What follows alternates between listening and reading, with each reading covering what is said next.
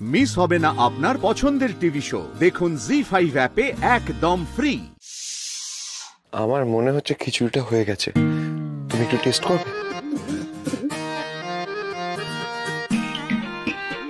মেয়ে কি রান্না করে? এই মিহি, এমা নুনি তো দাওনি ভালো, এক চামচ নুন দিয়ে খেতে দিয়ে চাপা দিয়ে রাখো। হ্যাঁ ঠিকই তো বলেছো। কোথায় গেল?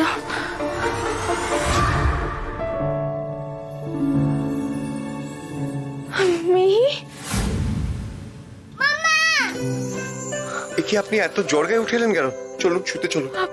আপনি এত রাতে কি করছেন এখানে? আপনি জান লিখতে পাবো।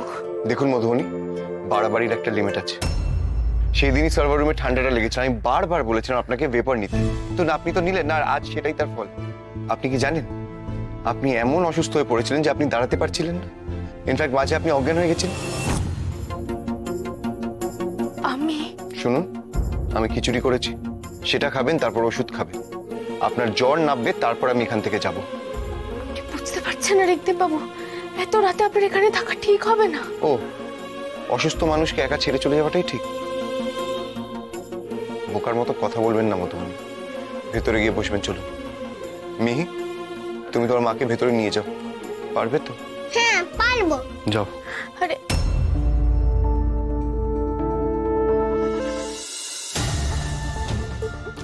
মিহি, তুমি স্পুন দিয়ে একা খেতে পারবে তো? হ্যাঁ। আপনি ওদিকে কি দেখছেন?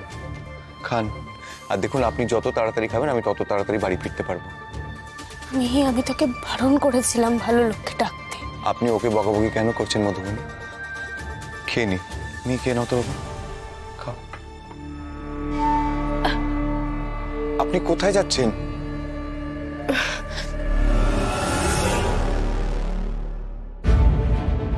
বাবু, আপনার গাড়িটা তো নিচে, পাড়ার লোক দেখছে। রাত 12:30 বাজে লিখতে বাবু, আপনি আপনি এক কথায় চলে এসেছেন, এত কিছু করেছেন তার জন্য। মামা আমি বুবুনকে নিয়ে আসছি, ও খাবে তো। লিখতে বাবু, আমি আপনাকে ধন্যবাদ দিয়ে শেষ করতে পারবো না, কিন্তু প্লিজ প্লিজ এবার যান, আমি খেয়ে নেবো।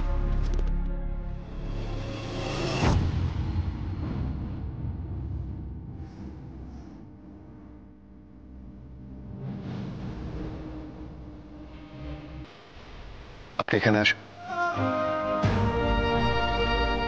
চুপ করে বসুন ওখানে। আপনি আগে খাবার খাবেন, তারপর ওষুধ খাবেন, আর ততক্ষণ আমি কোথাও যাচ্ছি না।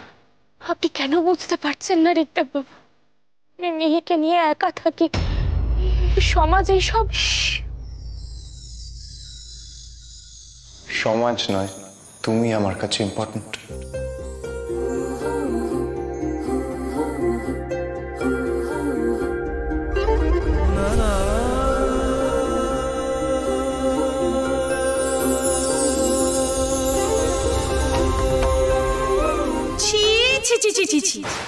দরজা খুলে রাত্রিবেলা লীলা হচ্ছে,